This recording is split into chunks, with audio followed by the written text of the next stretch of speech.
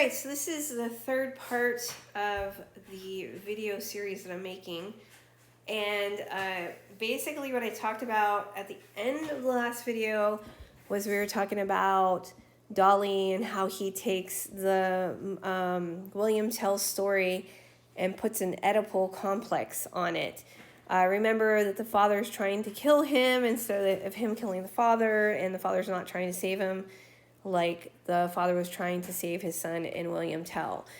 So some pieces that go along with this idea of using the paranoid critical conceptual method is Memory of the Child Woman by Dali. This is in 1931, so this is actually a surrealism piece. But what makes it go nicely with this is this figure right in the center. So we see the bust of Gala, but the head is definitely not Gala. This is of William Tell, and I know you guys can't see it, but in the eyes, there are actually tears of blood in the painting. So once again, it's talking about his father. You know, Gala's pretty much taken the spot of his father, and his father was, you know, Dali felt that he was repressing his creative skills. So, I do want to mention his self-portrait is clear down here and it's tiny. So I just wanted to show you that. And finally, in this section, we need to talk about a piece by Millet, who is a French artist. And the title of that particular painting is called The Angelus. This painting was as popular as the Mona Lisa is today in Dali's time. So, you know, if you went to the shops, someone would see Millet's Angelus maybe printed on a scarf, or Millet's Angelus on a plate, or Millet's Angelus on a thimble. People collected thimbles back then. So this was something that, you know, a lot of people knew about the painting. It's famous for the reasons that this was one of the first times in art history that someone painted the working class. Before this, it was usually paintings of nobilities, of kings, of dukes, of lords and ladies, or it was of some mythical or bibliological person or creature. So Millet, you know, he goes to the field and he paints two farmers. So there's two farmers, they're standing over their crop. It looks like they have tended the fields. There is a wheelbarrow behind the female figure, and this female is in this praying position. She is known by Dali as Femme the Destroyer. So she is not seen as a good thing. But in Millet's picture, we have a basket here. There's some kind of, I don't know, a root vegetable or something in there. And the male is here as well. So, like I said, this painting is pretty important because it's the first time the working class is basically, you know, being shown in a painting. So, Dali's take on it. Dali's take is, this is not the female and male, you know, giving thanks for the crop that they just tended to. This is the male and female praying over their dead child. And that dead child's body, you know, is in the wheelbarrow.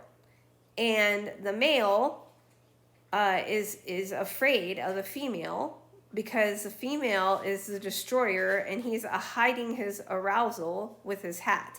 So this is Dali's take on all this. So once again, female is the destroyer, male's aroused and is hiding this fact under his hat.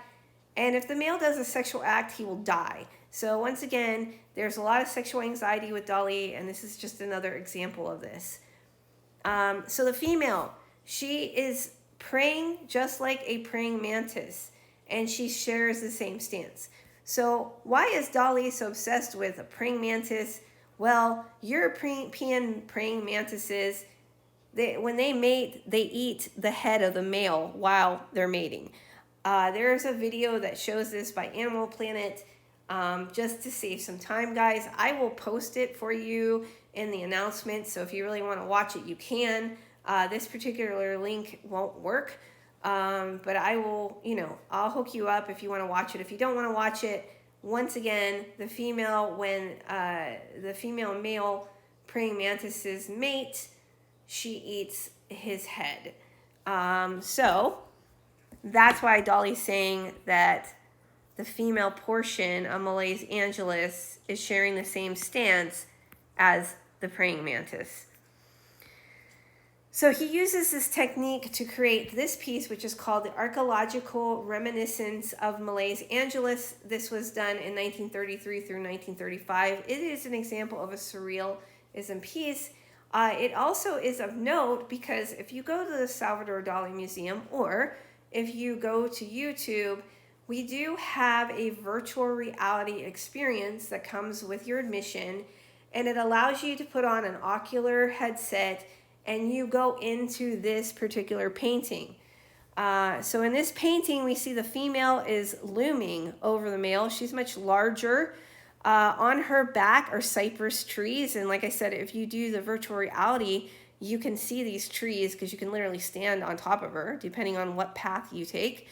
The male, once again, has a hat over his genitalia. Once again, he's afraid to show his arousal because if he does, then he's going to die. In the center of the two figures down in the foreground at the bottom of the painting, we see a male figure pointing to her with a little boy's hand. So that's Dali and his father. The male is giving warning, watch out. This female, will hurt you. And there are two more figures actually that are located on the right-hand side of the large female figure, and that is Dali and his nursemaid. Remember, he likes her, he gets along with her, so she's on the side of the femme fatale. So once again, like I said, this painting is of note for two reasons. One, you can do the VR experience with it at the Dali Museum or look it up on YouTube. And two, it is talking about Malays Angelus, and this is Dali's take on it. Okay. Here's another example of either Malays Angelus or we were talking about William Tell. So this is like a combo of the two. You have these two figures that are, embracing. The female figure has her hand on this strange figure in the foreground. We see that his foot is way enlarged. That's talking about the Achilles tendon being sliced of Oedipus in the Oedipal story, Oedipus Rex. And then the female touches him, but if we look at the elbow, it literally becomes a skull. So she's touching him and he is becoming death. So once again, this takes on a quite dark turn. Remember, Femme the Destroyer. All right, and finally, I want you guys to watch this movie. It is called Destino.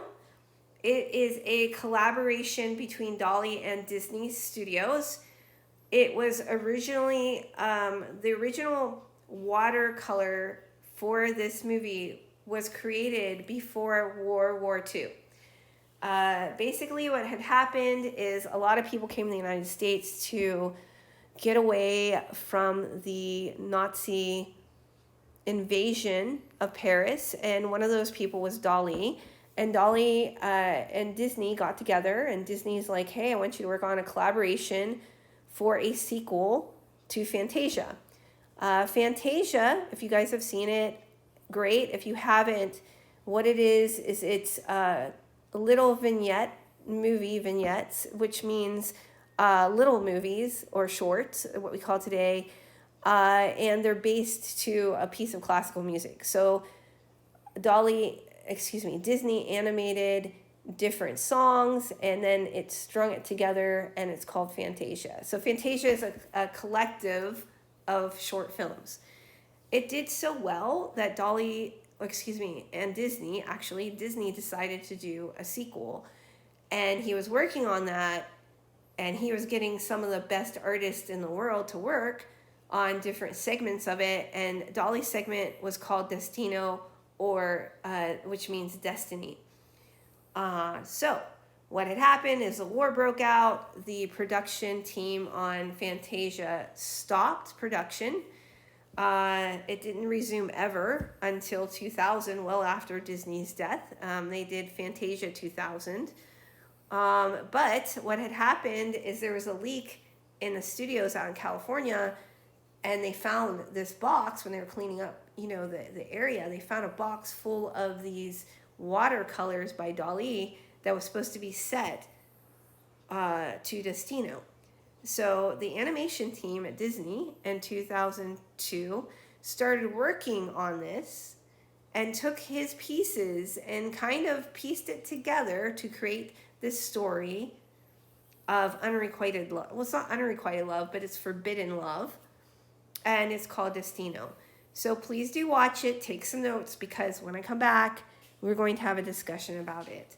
Once again, I will include this link so that way you can watch that. And I will also include the link from earlier that talked about the praying mantis. But that's the end of Dali in the 40s. So you are now officially ready to take that quiz. So go ahead and do that. And then when you're ready, remember we have to do Dali and math as well. So you'll need to watch those videos in addition to these. All right, thanks for watching. And like I said, I'll see you on the 27th, which is a Monday, I'm pretty sure. So that Monday, around the 27th.